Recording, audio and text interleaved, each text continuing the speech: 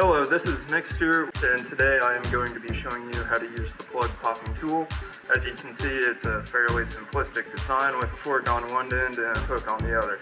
We designed this with smallness and ease of use in mind.